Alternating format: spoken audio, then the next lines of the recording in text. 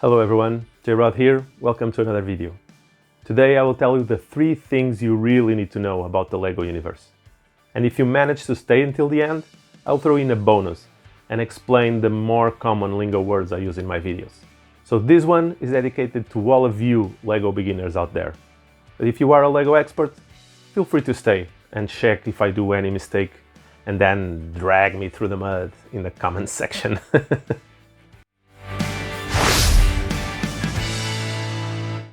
The first item on the list is also the biggest mistake I see people making when talking about LEGO. You should never, ever use the word Legos. Why? First, because it doesn't exist. Second, because it doesn't make sense. And third, because the LEGO Group, the company behind the LEGO brand, doesn't allow it. But let me explain. LEGO is an abbreviation of the 2 Danish words lek godt, which mean play well. And it would be kind of weird to say the play wells. Also, it's the brand name, not the product.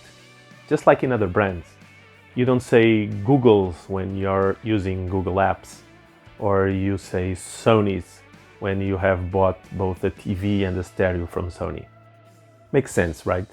And finally, because the LEGO Group, owner of the LEGO trademarks, doesn't allow it.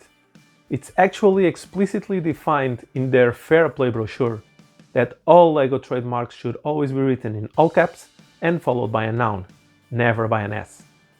I've added the link to the Fair Play brochure in the description if you want to check it out. So now you know why I carefully write LEGO in all caps everywhere in my videos. No, really, everywhere. If you usually say Legos, don't worry. The police won't invade your house to arrest you. But if you have a social media account with a relevant amount of traffic, and you don't respect the LEGO trademark usage defined by LEGO, you or the provider might be contacted by a legal representative asking for the removal of such content. That's all very fine, J-Rod, you say. But then, what do I say when I have a bunch of these or of these? That's a great question that brings us straight to item number 2 of our list.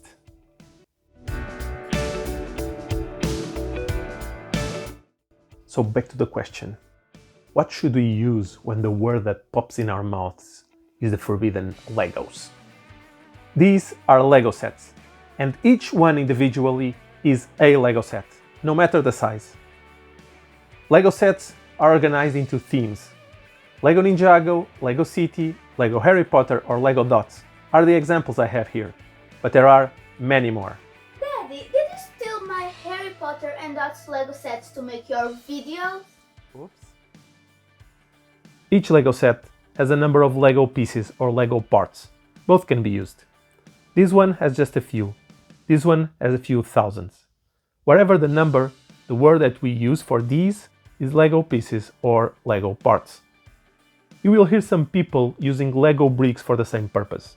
Even me sometimes. It's not wrong, but it's also not the most correct word. Let me tell you why.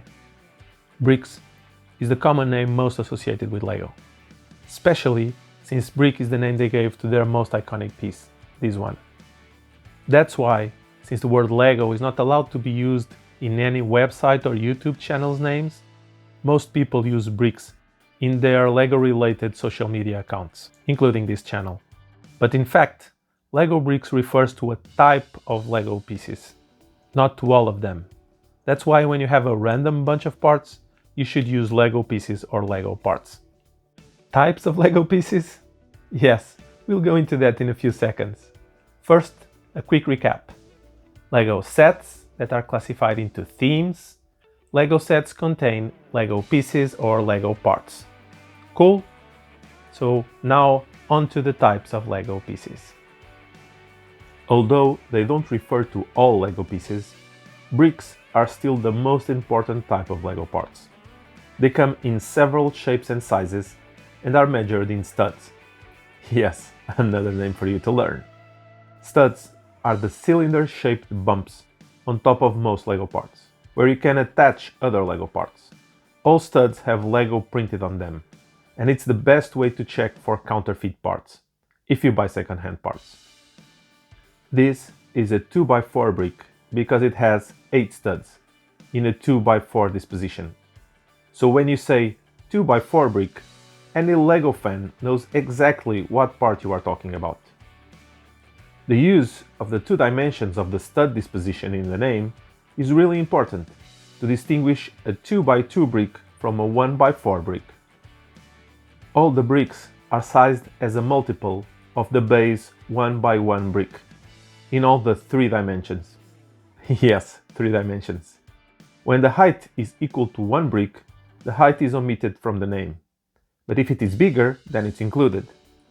Like in the 1x2x2 brick or the 1x1x5 brick. LEGO pieces are used in constructions, where bigger sizes can be obtained by combining smaller parts. So LEGO only manufactures some sizes. They usually work with these numbers of studs.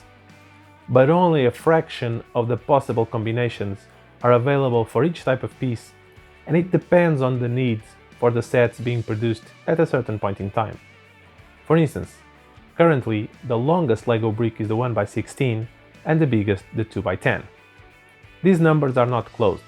As the requirements for new sets evolve, LEGO might change them. For instance, recent sets have included a 1x5 piece that is completely new. But any decision to produce new parts is very carefully evaluated by the LEGO Group, as it has considerable costs. The second most important type of LEGO parts are the plates. Plates are these slim parts with studs.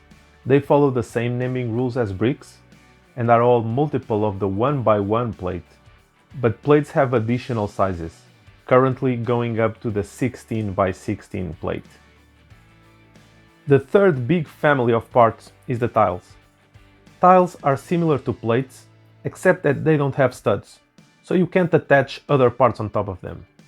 They are used mostly to smooth the surface of constructions, like pavements for example. Tiles follow the same notation as other parts and are multiple of the 1x1 tile, but have less sizes available due to their more limited usage.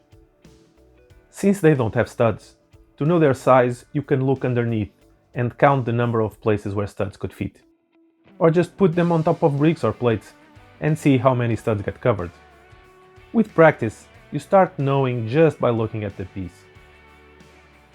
Bricks, plates and tiles are the most important types of LEGO parts, but there are many others, like slopes, windows, doors, hinges, technique, panels, and so on. There are also some subcategories, like modified bricks, modified plates, round tiles. The list is endless. And in some areas the grouping is not consensual throughout the community. But for an introduction, I believe this is enough, and we can move on to the item number 3 on our list.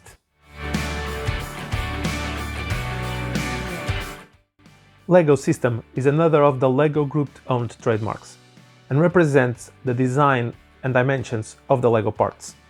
This design and dimensions is what allows them to perfectly fit each other and define how they relate to one another. For me, this is one of the main reasons for the success of the LEGO brand and a crucial differentiator that sets them apart from the competition. For example, 3 1x2 plates put on top of each other are the exact same size of a 1x2 brick. The same is true for any number of studs, which means that a plate is 1/3 the height of a brick. A tile is the same height of a plate, with the exception of the studs.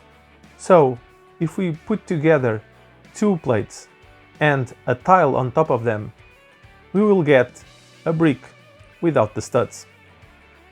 Both this mathematical relation between dimensions and the ease of attaching one another can be found in any LEGO part, which explodes the number of ways one can connect LEGO pieces in creative and unexpected ways, triggering the imagination of both children and adults alike.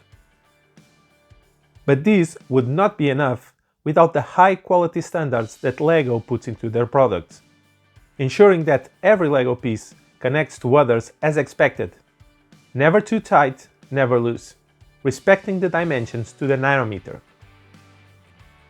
For reaching this far, you totally deserve the additional tips I have, just for you.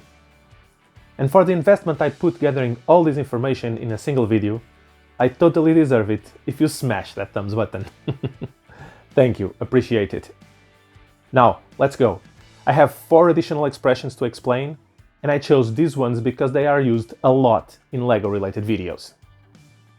The first one is AFOL.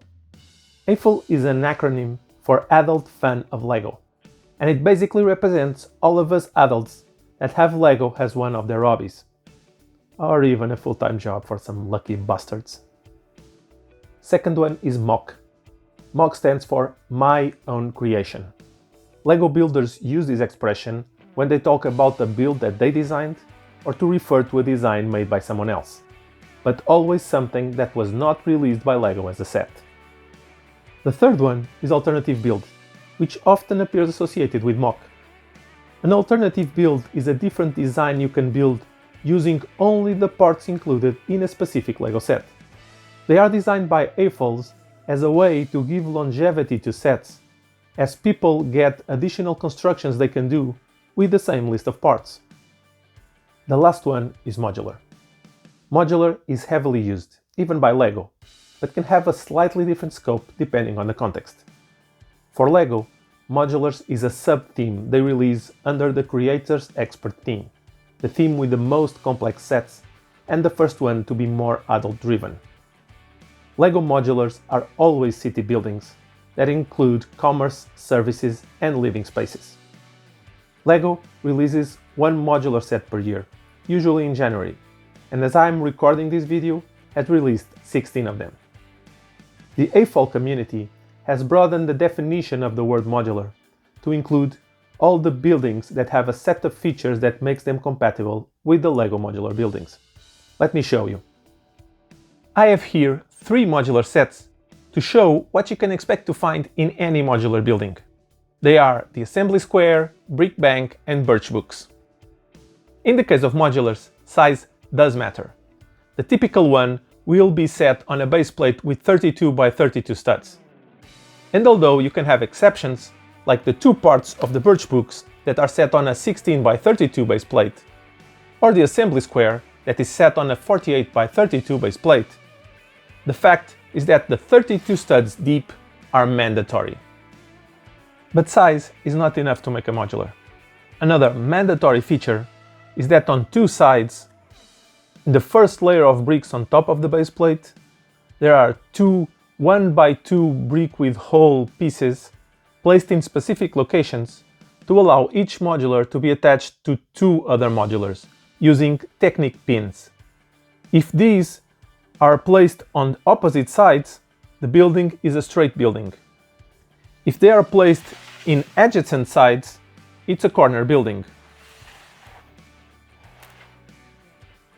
Beyond these 2 mandatory features, modular buildings usually have more than 1 floor, with each floor being easily and completely detachable to allow access to all the interior areas.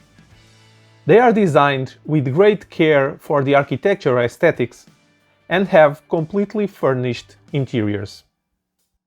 Some Lego sets that are not part of the official list of modulars are in fact considered modulars by the AFOL community, because they comply with all the characteristics I referred. The 3 Lego Ninjago city sets, including this one, are the best examples, but there are others. Soon, I will build this Lego Ninjago City Gardens set and will make a video about it. I'll put it here when it's done, in case you want to check it out. Also, if you want to know more about the process of building modulars, I'll add here my step-by-step review of the Police Station 2021's Lego modular set. Until the next one, stay safe and keep building!